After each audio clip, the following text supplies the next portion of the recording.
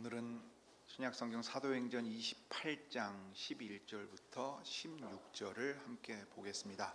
제가 새번역 본문으로 사도행전 28장 11절부터 16절을 읽은 다음에 그 내용을 같이 생각하겠습니다. 석 달 뒤에 우리는 그 섬에서 겨울을 난 디오수구로라는 이름이 붙은 알렉산드리아 배를 타고 떠났다. 우리는 수라구사에 입항하여 사흘 동안 머물렀고 그곳을 떠나 빙 돌아서 레기온에 다다랐다. 그런데 하루가 지나자 남풍이 불어왔으므로 우리는 이틀 만에 보디올에 이르렀다. 우리는 거기서 신도들을 만나서 그들의 초청을 받고 이레 동안 함께 지냈다. 그런 다음에 드디어 우리는 로마로 갔다. 거기 신도들이 우리 소식을 듣고서 아피온 광장과 트레스 마을까지 우리를 맞으러 나왔다. 바울은 그들을 보고 하나님께 감사를 드리고 용기를 얻었다. 우리가 로마에 들어갔을 때 바울은 그를 지키는 병사 한 사람과 함께 따로 지내도 된다는 허락을 받았다. 자, 사랑하는 교회 여러분, 우리가 이제 로마로 향하여 가는 바울 일행의 이야기를 보게 됩니다. 바다 폭풍을 만나서 정말로 그 죽을 뻔한 위기를 벗어나고 그 다음에 멜리데 섬, 오늘날 몰타 섬에 이제 다다라서 환대를 받고서 그곳을 떠날 수 있게 되었습니다. 아마 그 섬에 도착한 것은 10월 정도인 것으로 보입니다. 원래 항해가 안전하게 다시 시작되려면 5월 정도가 되어야 됩니다. 5월 중순 정도가 되어야 되고, 고대 그리스 기록 가운데에 좀 위험을 무릅쓰고 항해를 시작했다 할 때가 있으면 빨라야 3월입니다. 그런데 이제 이 석 달을 이 몰타 섬에서 보낸 뒤에 그 섬을 떠나 이탈리아 반도를 향하여 간다 하는 이야기가 이제 오늘 본문에 있습니다. 그냥 얼핏 보면 그렇구나 하고 지나갈 법한 내용들인데 생각할 부분들이 여러 가지가 있습니다. 먼저는 여기 11절부터 13절의 내용을 통해서 참으로 바울 일행이 재판을 받기 위해 로마로 가는 과정이지만 실은 이 과정 자체, 그리고 오늘 본문의 기록 자체를 통해서 볼 때 바울에게 맡기신 복음이 이제는 저 예루살렘과 온 유대와 사마리아를 떠나서 땅끝, 말 그대로 세상 속으로, 세속 사회 속으로 지금 보내고 계시다는 것을 우리가 확인할 수 있습니다. 자, 그 다음에 이제 그런 가운데서 바울이라고 하는 사람, 곧 복음을 맡은 이 대표자의 모습은 죄인 취급당하고 재판을 받으러 가야 될 사람처럼 보이지만 오늘 14절과 15절에서는 전혀 정반대의 모습을 우리에게 보여주고 있는 것을 봅니다. 이제 복음의 일꾼들에게 주시는 큰 위로일 텐데요, 바울 일행뿐만 아니라 우리에게도 큰 위로가 될 내용입니다. 그 다음으로 이제 15절 하반절과 16절의 짧은 내용이지만 그 일을 위해서는 하나님께서 친히 길을 열어 가시는 것을 우리가 이제 볼 수 있습니다. 자, 먼저 11, 12, 13절의 여행과 관련된 내용을 좀 더 보시지요. 항해가 다시 시작됩니다. 배는 다 난파돼 버렸지요. 몰타 섬에 머물러 있는데 바다에 항해를 할 수 없는 그 시기입니다. 그러니까 10월인데요. 빨라야 3월까지 기다려야 돼요. 그러면 사실 몇 달 정도 기다려야 됩니까? 겨울을 보낼 때 실은 최소 4달, 5달을 기다려야만 그래도 모험해 볼 만큼 항해할 수 있는 시즌이 되는 겁니다. 그런데 여기 석 달 뒤에 이제 항해가 시작되거든요. 그러면 이 석 달 뒤에면 언제냐면 빠르면 1월 말, 조금 늦춰도 2월 초가 됩니다. 그러면 사실 누가가 되게 아무런 설명 없이 석 달 뒤에 우리가 배를 타고 다시 이제 이 시칠리 섬으로 갔다고 덤덤하게 기록했잖아요. 사실은 여전히 이 여행은 위험했습니다. 근데 이제 누가가 자질구레한 얘기들을 안 적었는데 우리가 좀 짐작해 본다면 아마도 그 전에 선주가 곡식을 싣고 가는 배예요. 큰 이제 276명 이상이 타고 있고 그다음에 곡식이 많이 실려 있었고 그런 것들을 감안하면 이제 로마로 가야 된단 말이에요. 그러면 알렉산드리아에서 로마로 가는 큰 대형 화물선이 곡식을 싣고서 가는 겁니다. 정기적으로 있었어요. 그러니까 오늘 몰타 섬에서도 그런 배를 만날 수 있었습니다. 알렉산드리아 배예요. 이집트의 알렉산드리아 항구에서 직선 거리로 지중해에서 멈췄다가 이제 이탈리아 반도로 올라가는 배예요. 원래 탔던 배도 이제 그렇게 가야 되는 건데 못 갔습니다.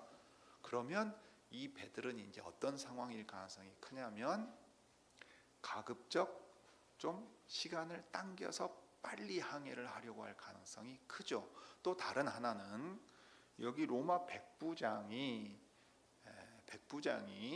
이 말하자면 군사를 거느리고 죄수들을 호송하는 역할을 했단 말이에요. 근데 배가 난파돼서 이제 지금 석 달을 겨울을 보내면서 몰타 섬에 있었어요. 그러면 화물 선주나 선장 입장에서 경제적인 이익이란 측면에서도 그렇지만 동시에 여기 로마 백부장의 입장에서도 어떻게 해야 됩니까? 가급적 문제가 없게 빨리 이 임무를 완수해야 될 필요성이 있어요.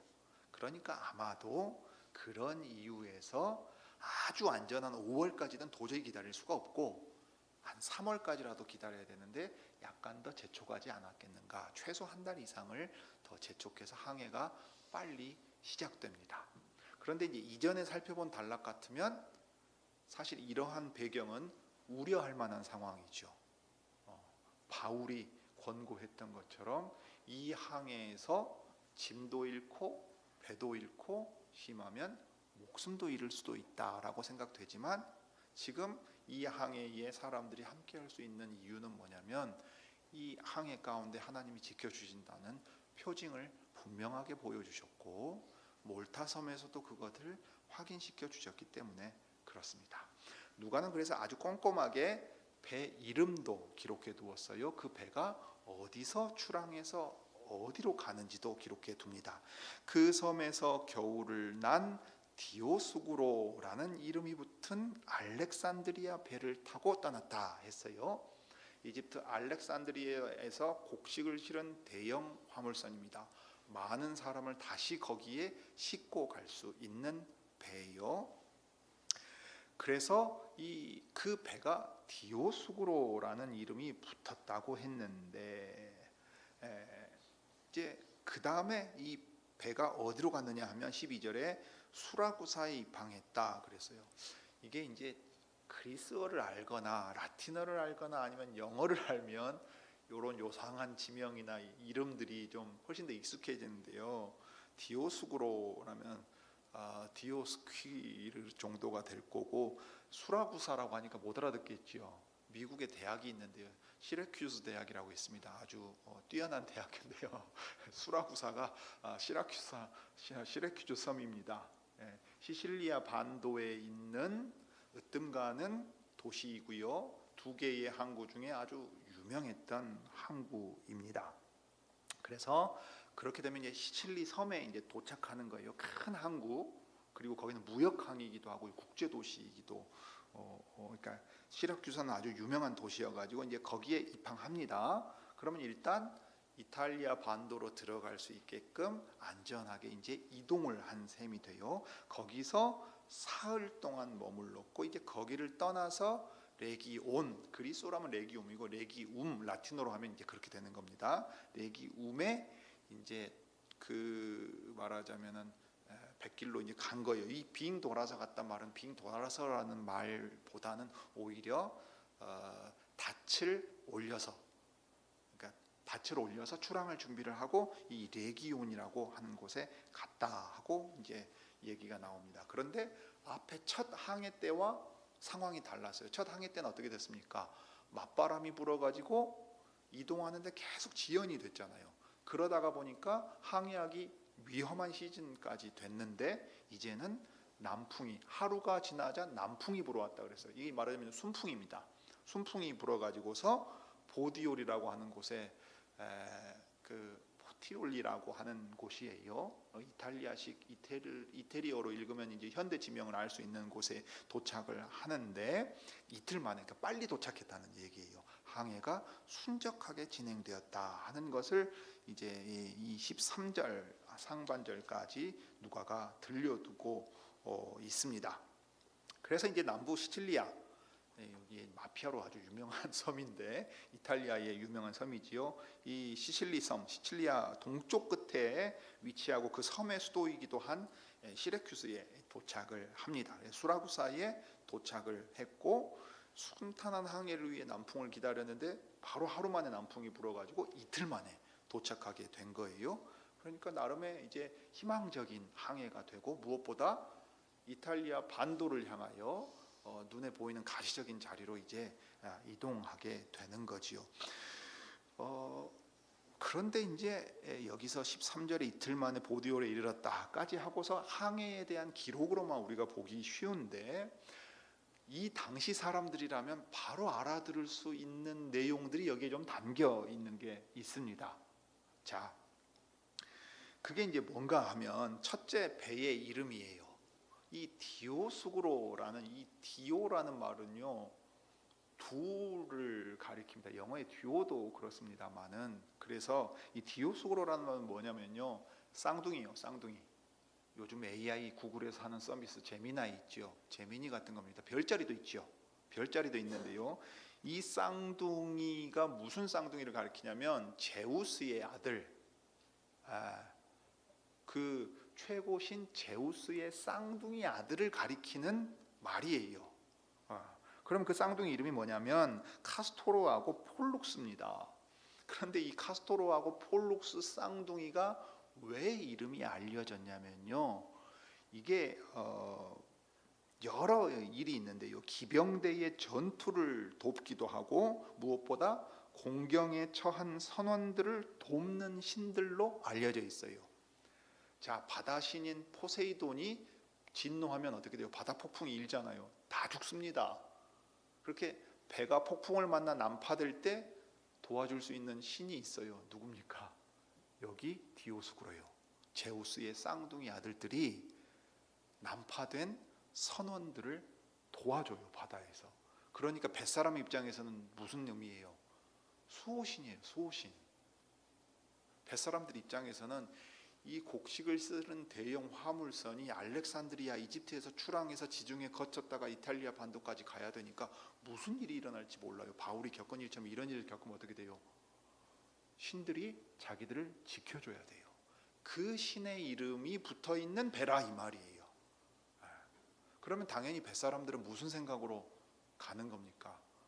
우리로 치면 배가 출항하기 전에 이 두 쌍둥이에게 제사 드리고 가야 되겠고, 배에서 폭풍 불면 무슨 어떤 식으로 하겠어요? 신들이 노여했다. 디오수구로 제우스의 두 쌍둥이 아드님이요, 우리 살려주십시오. 이렇게 되는 거예요. 예, 이 배의 이름이 그걸 벌써 보여주고 있어요. 그러니까 누가가 기록해 둔 겁니다. 우리가 탄 배가 어디로 무슨 목적으로 어떻게 가느냐 하면 지금 그들은 유대 지역을 떠났어요. 여호와 하나님을 믿고 섬기고 모세의 율법을 알던 사람들을 떠나서 말 그대로 오늘날 세속 사회로 나간 사람들이에요. 그러면 그 사회는 자기들의 각자의 신을 섬기던 사회입니다. 그러니까 이전에 몰타섬에 갔을 때 어떤 일이 있었습니까? 디케라고 하는 정의의 여신이 저 바울에게 사형 판결을 내렸다고 독사에 물렸을 때 생각했잖아요. 오히려 안 죽으니까 뭐라고 말했어요? 저 사람이 신이다. 이렇게 생각했다고요. 그러니까 뱃사람들은 여전히 이 디오수구로라는 자기들을 지켜주는 수호신이 따로 있고 그 신에게 호의를 얻어야 된다 이 말이에요. 이렇게 생각하고 살던 사람들입니다. 그러니까 이제 어디로 가냐면 여기 지명 가운데 보면 그 레기온이 들어 있어요. 어떤 학자는 이게 그 시라큐스의 해협을 지나가기 때문에 반드시 통과해야 되는 곳이라고 말하기도 하지만 다른 이들은 또 이렇게 말하기도 합니다. 이 레기움이라고 하는 곳은 선원들이 특별한 목적을 가지고 중간에 일부러 들린 곳이라고 봐요. 굳이 들를 이유가 없어요. 바로 보디올로도 갈 수 있었어요. 할 수도 있는데 남풍을 기다린 이유도 있었습니다만은 다른 또 하나 특별한 이유가 있습니다. 왜냐하면 이 레기온은 화물선의 수호신, 아까 디오스구로가 화물신의 그 수호신 역할을 한다고 했지 않습니까? 제우스의 쌍둥이 아들이 그 두 신을 숭배하는 장소였어요. 그도 그럴 것이, 여러분 항로를 떠올려 보세요. 바다 폭풍을 만나서 난파돼서 다 죽을 뻔한 일들이 있었을 거고 바울도 겪었어요. 그런데 거기서 살아남고 배가 여기 시라큐즈로 딱 들어와 가지고 레기온까지 오면 어떻게 돼요? 사람들이 뭘 얘기하겠어요? 제우스의 쌍둥이 아들이 우리 항해를 도와주고 지켜줘서 우리가 저 폭풍도 뚫고 또는 저 폭풍에도 불구하고 또는 온갖 위험에도 불구하고 여기까지 올 수 있었다 하고 그 신들을 숭배하고 있었을 것이라 이 말이에요. 그러니 그 배의 선원들은 오늘날에도 뱃사람들 그런 하고 비슷할 거예요. 자기의 어떤 우상을 섬기는 신앙과도 같은 것을 가지고 있어요. 그 사람들로 가득하고 그 사람들이 배의 키를 쥐고 있고 노를 잡고 있고 돛과 닻을 조종하고 있어요. 그런 곳에서 지금 바울이 가는 겁니다. 물론 여기 디오스구로라는 배를 분명히 로마 백부장이 징발했을 거예요. 징발했을 거라고요. 황제의 법정에 나아가기 위해서 써야 하니까 이 배를 그 목적에 쓰도록 해달라고 해가지고 항해도 일찍 출항했을 가능성이 대단히 크겠지요. 자, 그러니 오늘 바울의 모습을 보면 우리는 분명하게 한 가지가 보이는 겁니다. 로마로 가요. 로마는 어떤 곳입니까? 로마는 어떤 곳입니까? 번창한 제국의 수도로만 생각하겠습니까? 아닙니다. 온갖 신들을 섬기는 사람들로 가득한 우상의 도시예요. 믿는 이들이 나아가야 될 세상이 그런 곳입니다. 나의 안전을 보장해 주기 위해서 온갖 것을 다 신의 이름을 붙여서 섬깁니다. 여러분 그거 예전에 오전 공부 때 신국론 읽을 때 여러분 중간에 다 떨어져 나가실 때 힘드셨죠? 그리스 신들의 이름이 수두룩 나오고 로마에 갔더니 막 신들이 더 추가됐어요. 이름도 바뀌어요. 근데 그 신들이 그런 이름을 갖는 이유가 있죠. 신들에 얽힌 신화와 족보에 대한 이야기들이 있지요. 다 인간과 관련되어 있어요. 그래서 그 신들이 우리의 평화를 지켜주고 우리의 안전을 지켜주고, 아니면 운이라고 하는 것은 인간이 스스로 제어할 수 없이 외부의 요인에 따라 만나는 어떤 거거든요. 이 운은 행운도 있고 악운도 있어요. 불운도 있어요. 그런데 이 운은 대체로 신들에게서 온다고 생각을 했습니다. 그러니까 그 신들에게 잘 보여야 돼요. 신들의 노를 달래야 하고 신들을 잘 섬겨야만 평온하고 안전하며 혜택을 받고 호의를 입을 수가 있었어요. 자, 그런 사람들 사이로 갑니다. 죄인이라고 생각해요. 저 사람은 사형받을 만한 사람이라고 사람들은 생각합니다. 신들의 노여움을 산다고 생각해요. 그러나 참신이 누군가? 바울이, 그리고 바울 일행과 로마의 병사들과 뱃사람들이 생명을 보존받음으로써 깨닫게 되지요. 바울이 섬기는 하나님이 참신이라. 디오스구로가 바다 폭풍에서 공경에 처한 선원들, 특히 화물선을 지켜주는 것이 아니라 하는 것을 누가는 그냥 이름과 여행의 기록만을 적어놓고도 들려주고 있다고요. 여러분이 세상 속에서 사업을 한다거나 일을 한다면 이게 훨씬 더 잘 와닿을 겁니다. 남들은 자기 부모에게 받은 재산으로 또는 어떻게든 법의 구멍들을 잘 찾아서 어떻게든 자기 이속 챙겨가면서 하려고 할 거예요. 하나님을 믿고서 정직하게 사는 건 세상 어리석은 일처럼 보일 거예요. 당신처럼 하면 안 돼. 여기서는 그러면 안 돼. 이 말 들을 거예요. 직장에서도 들을지도 몰라요. 우리는 그런 사회에 삽니다. 온갖 신들을 섬기고 실은 그 신은 나라고 하는 신의 다른 이름일 거예요. 나를 섬기기 위해서 나를 위해 다른 어떤 것을 섬기는 세상 속에서 살아요. 그러나 신자는 바울처럼 그 세상 속으로 보냄을 받은 사람입니다. 사람들은 그를 알아보지 못해요. 그러나 하나님은 그와 함께 계시고 그를 지켜서 그에게 맡기신 말씀이 증거되도록 안전하게, 심지어 그에게 맡겨주신 사람들 전부를 생명을 지키고 보호해 주십니다. 그렇게 해서 그는 로마로 갑니다. 복음이 로마로 가고 세상으로 가고 복음을 듣지 못한 사람들에게로, 이방인들에게로 가는 겁니다. 신자에게 삼위 하나님의 이름으로 복을 주시고 저 예배당 문을 열게 하실 때는 여러분이 여기 모여 우리끼리 잘 지내보자라고 복 주시는 거 아니에요. 오히려 바울이 로마로 가는 것처럼 저 예배당 문을 열고 세상 속으로 가라고 보내시는 겁니다. 오늘 그러니 우호적인 환경이 아니에요. 여러분 뱃사람들에게 복음 잘 전할 수 있겠습니까? 오늘날에도 어촌에 가면 복음 전하기 정말 힘들어요. 섬에 가면 정말 힘들어요. 제주도 선교가 해외 선교보다 더 힘든다는 얘기가 아직도 통용되는 이유가 있단 말이에요. 그렇게 바울은 누가와 함께 그 일행들이 지금 로마로 향하여 갈 때 이런 환경 가운데서 복음을 들고 이제 나아가고 있다는 것을 우리가 기억할 필요가 있습니다. 자, 그러면 우리는 주눅들 것 같지요. 우호적인 환경 아니잖아요. 나 자신이 무슨 자유롭고 남들이 인정할 만한 것이 있는 게 아니잖아요. 오히려 죄수 취급받을 거예요. 저 사형받아 마땅한 사람 취급을 받을 거라고요. 하나님께서 바울의 명예를 드러내셔가지고 사람들의 환대와 존중을 받게 만들기 전까지는 이 사람은 아무것도 아니에요. 그냥 로마 백부장에게 끌려가는 죄수 중에 한 사람, 바다에서 죽을 뻔하다가 겨우 살아난 사람에 불과하다고요. 황제의 법정으로 가는 그런 마수 많고 많은 사람 중에 한 명일 뿐이겠지요. 그러면 복음을 들고 가는 바울이 거기에 위축되어 있었을까요? 뱃사람들이 제우스의 쌍둥이 아들의 이름을 붙여가지고서 우상을 섬기는 것에 마음이 가라앉아 있었을까요? 사실은 그렇지 않지요.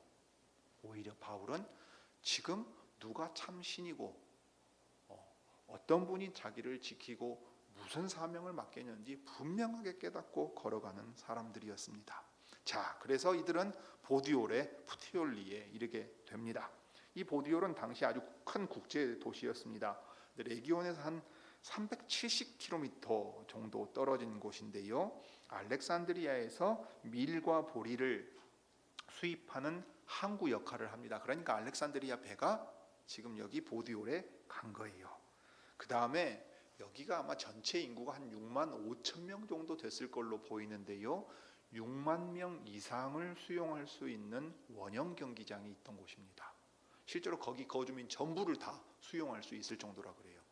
여러분 중에 축구 좋아하는 분은 지금 월드컵 보는 분이 있을지 모르겠습니다만은 저번에 잠깐 보니까 일본 축구할 땐가 달라스 경기장이 10만 명 수용한다 그러대요. 오늘날에도 10만 명 수용하는 경기장이 어마어마하잖아요. 이 당시 6만 명 이상 거주 자기 주민들 전부를 수용할 수 있을 정도면 엄청나게 큰 겁니다. 제국에서 세 번째가 되는 큰 경기장이었다 그래요. 그러니까 그만큼 사람들이 살고 드나들고 무역을 하고 그 다음에 당대 문화가 아주 융성했던 곳이라고 하는 것을 알 수 있어요. 그 다음에 일종의 국제도시예요. 왜냐하면 이제 무역항이니까 그렇습니다. 우리로 치면 부산항 같으면은 여러분 예전에 유행 제일 빨리 받아들인 데가 어디입니까? 부산이었잖아요. 부산. 왜냐하면 배가 일본에서 부산으로 오니까요. 그러니까 서울보다도 부산이 훨씬 더 어떤 일본 문화나 문물을 받아들이는데 제일 빨랐어요.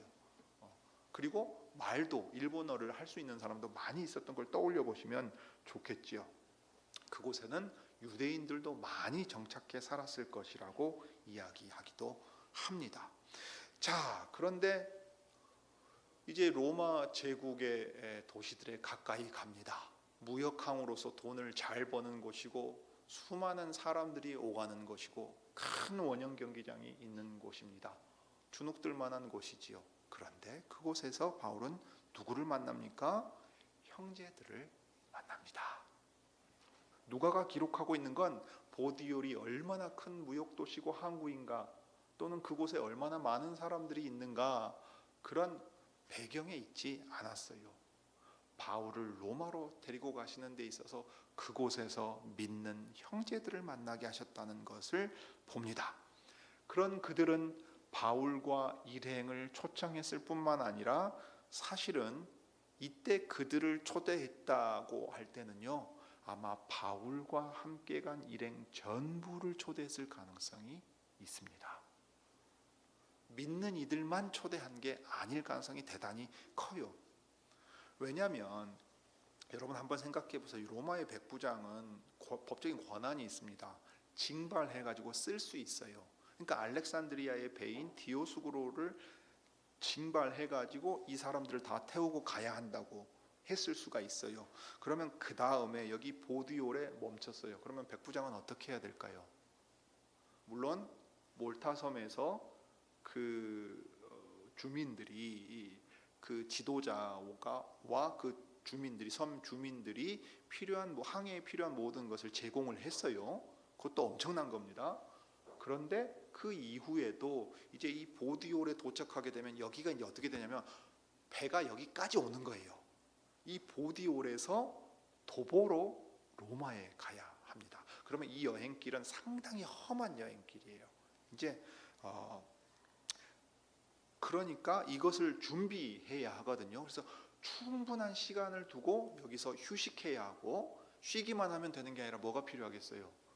여행에 필요한 물자를 공급받아야 돼요.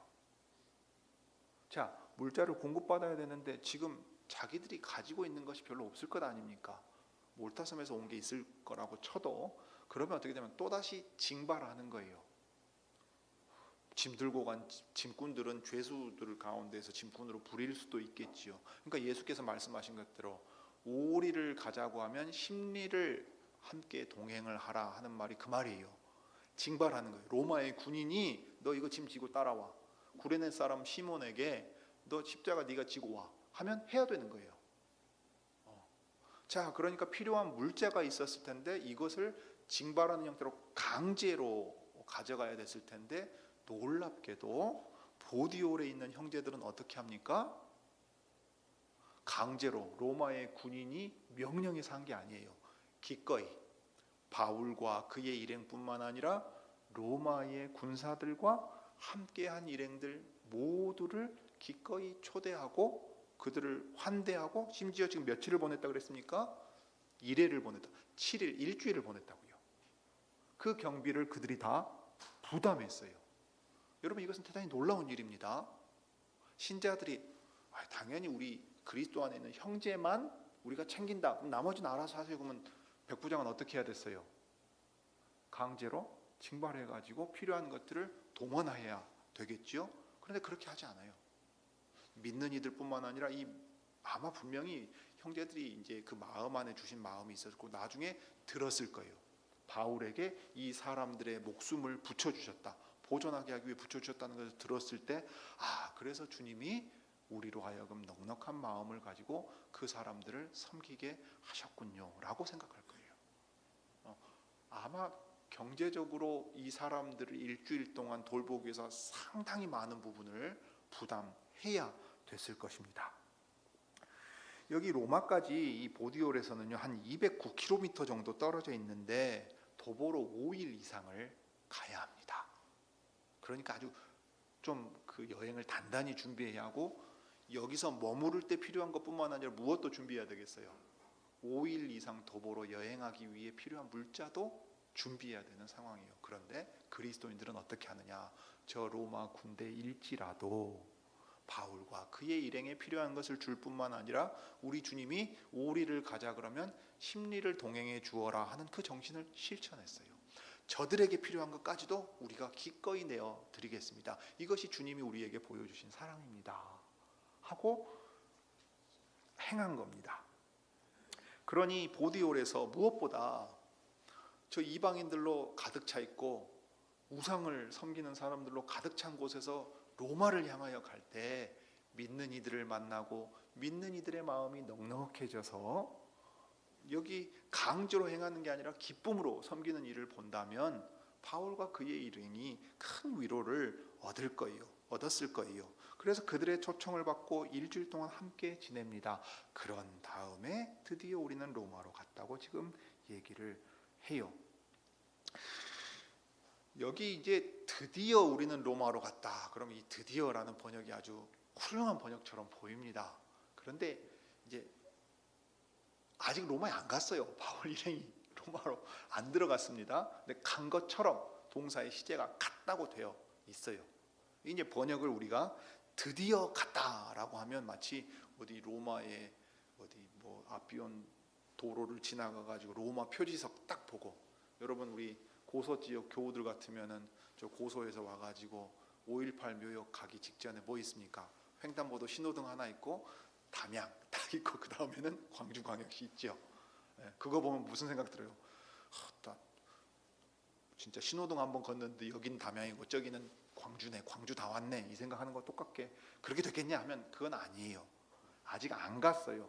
그런데 간 것처럼 돼 있어요. 근데 여기서 생각할 게 뭐냐면 그 접속사를 조금 번역해주면 좋았겠다는 생각이 들어요. 왜냐하면 이 접속사가 아주 중요한 의미가 있어요. 뭐냐면 그런 방식으로 이와 같이 우리는 로마로 갔다 하고 기록했어요. 여기서 중요한 건 이와 같이, 이런 방식으로입니다.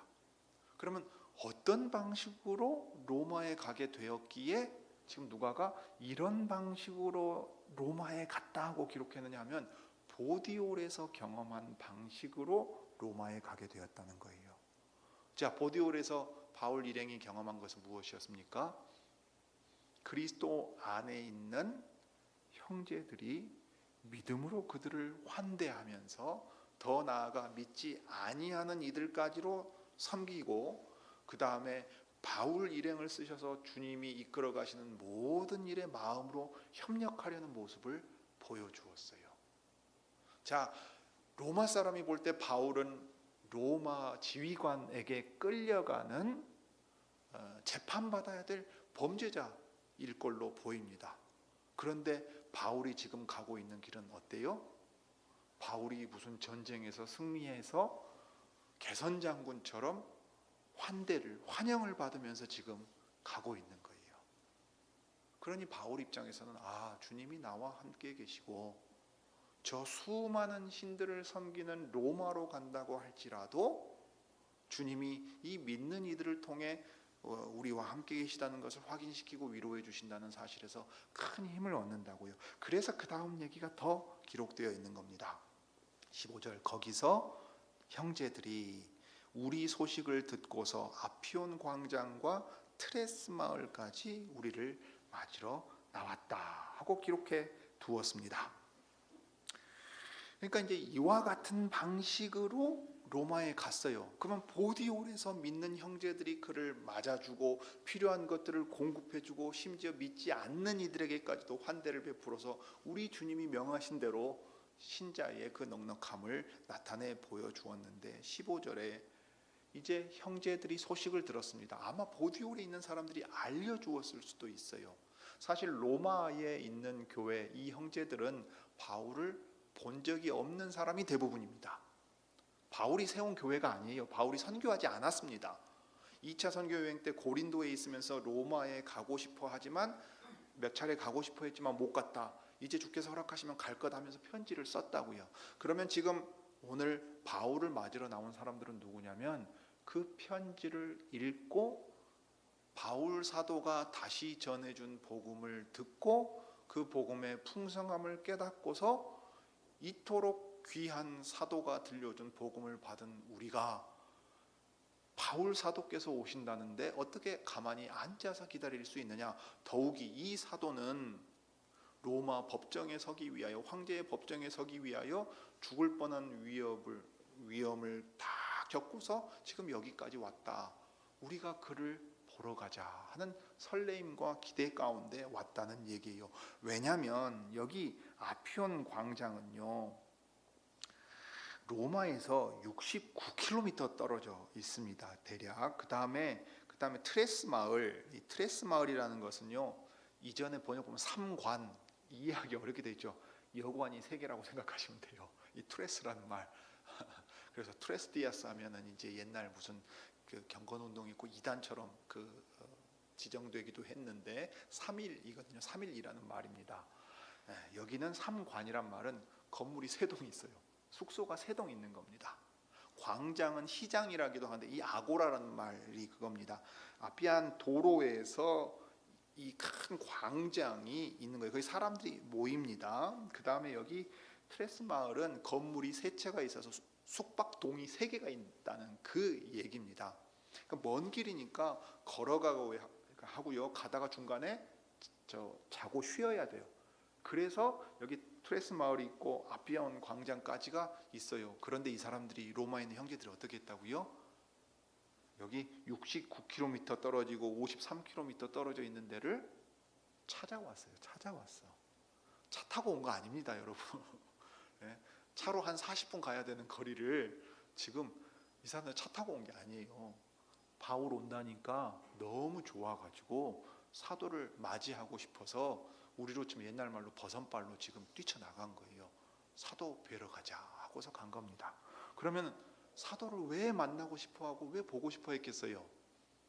저 사도는 그리스도의 사도로서 우리에게 우리가 가지고 있는 이 로마서를 써서 준 사람이란 말이에요. 주님의 복음이 얼마나 영광스럽고 놀라운지, 얼마나 유대인과 이방인 모두 죄 아래 있는지, 그런데 아브라함의 자손이 되게 하신 은혜가 얼마나 큰지, 우리의 구원을 이루기 위하여 모든 것이 합력하여 선을 이루게 하시는지, 저 이스라엘을 향하여 하나님의 신실하심이 얼마나 놀라운지, 로마에 있는 형제들의 목회적인 환경 가운데도 우리의 목사처럼, 우리의 목자처럼 편지를 써준 그 사도 아니냐? 그러면 그 사도가 온다는데, 그 사도를 보내서 그리스도께서 우리를 만나 주신다는데 우리가 가만히 있을 수 있느냐 하고 간 거예요. 여러분, 그러니 이것이 얼마나 바울에게 큰 위로가 되었겠습니까? 바울에게 얼마나 큰 위로가 되었겠어요? 자신이 쓴 편지를 받아본 사람들이 그 복음의 영광과 풍성함을 맛보고서 그 복음의 편지를 써준 자기를 만나러 60km, 70km, 60km를 걸어서 지금 온 거예요. 그러니까 바울이 감격스러웠을 거예요. 내가 지금 죄수처럼 매여서 재판을 받으러 가고 있지만 주님이 나를 통해서 하시는 일은 결코 실패치 않았고 오히려 성공적이었구나. 나의 편지를 받은 그 사람들이 이 복음의 풍성함을 맛보았구나. 주님, 그러니 주님의 말씀대로 네가 이스라엘에서 예루살렘에서 나를 증거한 것처럼 로마에서도 증거해야 하리라 하는 말은 확실히 이루어질 것입니다. 로마에 먼저 복음이 더 들어갔고 그 복음을 풍성히 받은 사람들이 오늘 저를 만나러 나왔습니다. 그러니 제가 황제의 법정에 선다 한들 무슨 두려움이 있겠습니까? 주님의 복음은 이 로마를 이제 평정할 것입니다. 바울의 입장에서는 자신이 개선장군이에요. 황제가 저 갈리아 전쟁기 같은 걸 보면 말이지요, 율리우스 카이사르가 황제로서 유럽의 교두보를 놓고 돌아온단 말입니다. 고을 지방, 프랑스 갈리아가 이 고을 지방, 프랑스 지방 아닙니까? 유럽이 제국의 손 아래 들어갈 수 있게 만드는 것처럼 와가지고 얼마나 의기양양했겠어요. 음악을 풍악을 울리고 사람들은 박수를 쳐대고 꽃을 던지고 환호성을 지르고 있었겠지요. 바울이 그런 사람입니다. 믿는 이들의 환영을 받으면서 바울이 개선장군처럼 로마에 들어가면서 감격했을 거예요. 바울의 편지에 보면 실제로 개선장군처럼 묘사된 부분이 있거든요. 그러니까 복음을 맡겨주신 이에게 그 일을 행함에 있어서 우리 주님은 이것이 바로 승리요, 이런 방식으로 복음이 전파된다는 것을 보여주시고 계시는 거예요. 우리나라처럼 지금 정치권에 법안 만들고 세력화해가지고 정당 만들고 기독교 세계관 학교에서 가르치고 외국에서 십계명 돌판 세워서 복음이 전파되는 게 아니라 죄수 취급을 받을지라도 이 복음의 확신이 있는 사람이 주님의 종로로 타면 그 사람들이 승리한 장군이라고요. 저 악한 자의 품에 있던 포로된 자들을 빼내오는 일을 세상 사람들은 알지 못하지만 주님은 아는 이 방식으로 복음을 증거하게 하십니다. 영혼을 얻으시고 승리하시고 그 나라를 세워가십니다. 이게 바울이 얻은 확신이에요. 저 로마도 수많은 신들의 이름이 있고 심지어 알지 못하는 신들까지 섬기는 저 사람들도 이제는 그리스도 아래서 나와 같이 주님을 섬기는 사람들이 될 것이고, 오늘 이 복음을 듣고서 수십 킬로미터를 걸어서 그 피곤함을 무릅쓰고 나를 맞으러 온 것처럼 저 사람들이 그리스도의 복음 아래 엎드리게 될 것이다 하는 큰 기쁨이 있었던 겁니다. 바울이기 때문에 일이 있었을까요? 아닙니다. 바울 아니어도, 바울 이후에 사람들이 복음을 가지고 간다면, 바울같이 위대한 사도가 아니어도 그 사람에게 맡기신 복음으로 말미암아 이 죄 아래 죽어있던 영혼들은 돌아올 것입니다. 로마의 군대와 황제가 하지 못한 일을 복음을 든 우리들이 할 것이라고요. 우리가 세상을 정복하고 세상에서 승리한다 그럴 때는 힘으로 권세를 가지고 높은 지위에 올라가서 사람들을 얻는 게 아닙니다. 우리는 그저 맡기신 복음에 충실할 뿐이에요. 죄인 취급을 당하기도 하고 조롱당하기도 하고 끌려가기도 할 겁니다. 그렇지만 주님의 복음은 매이지 않고 승리하여서 저 제국의 수도에 들어가게 되고, 그 형제들로 말미암아 기쁨이 임하게 되고, 저 우상을 섬기던 사람들이 제우스나 제우스의 아들을 섬기던 사람들이 하나님의 독생자 예수 그리스도만이 우리의 주님이라, 황제를 퀴리오스 주님이라고 부르라고, 그렇지 않으면 너의 생명을 빼앗아 가겠다고 할 때 주 예수 그리스도 예수님은 오직 한 분인 우리 주님입니다 라고 로마 제국 아래서 살아가게 하신다는 것을 지금 바울이 보여주고 있어요. 그것을 다시금 확인시켜 주는 것이 무엇입니까? 로마에 들어갔을 때 바울은 그를 지키는 병사 한 사람과 함께 따로 지내도 된다는 허락을 받았어요. 바울 곁에서 지켜본 백부장과 군사들은 안 겁니다. 그는 죄인이 아니라. 예수님의 십자가 곁에 서 있던 백부장도 과연 그가 하나님의 아들이었도다 라고 말한 것처럼, 바울 곁에 서 있던 백부장과 군사들도 이 사람은 그들이 섬기는 하나님의 사람이라, 다른 범죄자처럼 똑같이 취급하지 말라.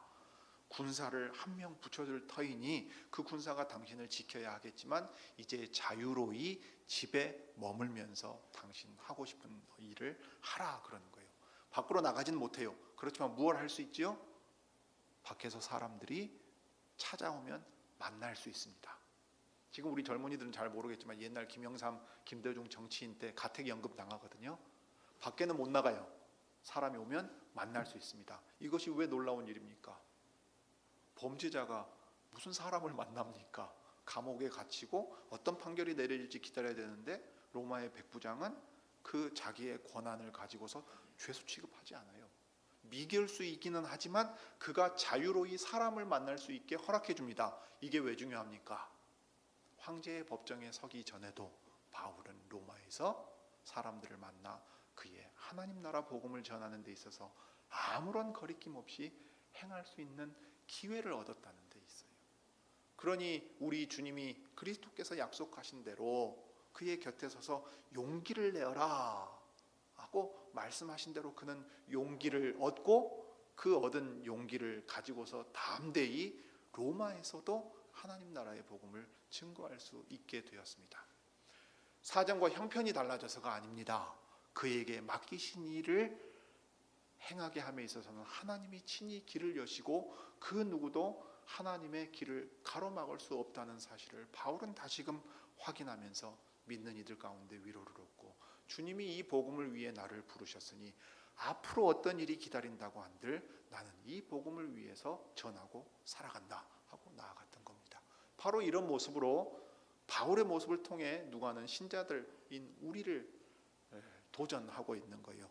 여러분, 우리가 나가서 사는 삶은 예수님의 이름을 증거하거나 그 예수님을 따라 사는 삶의 모습에 대해서 전혀 달가워하지 않을 때가 많습니다. 너만 깨끗하냐, 너만 잘났냐, 뭘 그렇게 대단하다고 그러냐고 말할지 몰라요.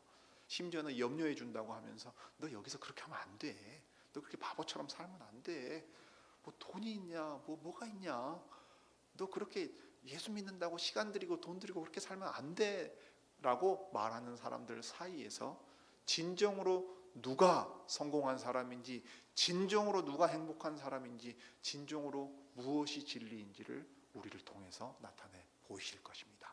이 위로와 힘을 주님으로부터 얻으실 수 있기를 바랍니다. 기도하겠습니다.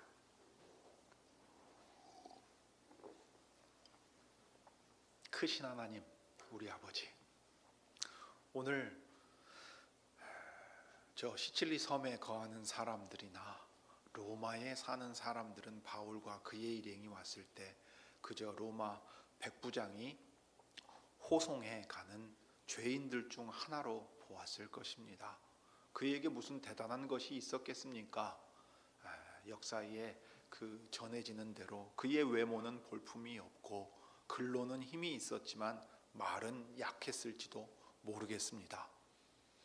그러나 진정으로 저 로마가 자랑하는 황제와 신들의 가호와 군사력과 평화가 아무것도 아니고 제우스의 쌍둥이 아들들이 선원들을 건져주는 것도 아니며 참으로 로마의 개선장군으로 승리의 행진을 하는 사람들은 이 복음을 들고서 사람들이 알지 못하는 사이에 성령님의 능력으로 그 영혼이 주께 돌아오게 만드는 복음의 일꾼들인 것을 우리들에게 들려주고 있습니다. 과연 그 복음을 받은 사람들은 이 복음을 귀히 여겼을 뿐만 아니라 복음을 전하는 자를 보기 위하여 멀리서 정말 그를 만나기 위해 달려가고 이 복음을 들려준 사도에게 정말로 생명의 은인이요 고마운 마음을 가지고 이 말씀을 존귀히 여겼을 것입니다. 이것이 복음 전하는 일꾼들의 위로요 삭실태인데 주님, 오늘날에도 주님의 백성들이 이 복음을 기쁘게 받고 복음을 전하는 직분을 존중히 여기며 그리하여 그리스도의 말씀이 높아지고 또 그 말씀을 듣고 믿은 우리를 쓰셔서 세상으로 보내신 가운데 세상 속에서도 이렇게 주님의 성령님이 일하셔서 우리가 전하는 복음, 우리가 살아가는 삶과 사고방식과 가치관이 주님이 쓰셔서 영향을 끼칠 수 있게 써주시기를 구합니다. 주 예수님의 이름으로 기도드립니다.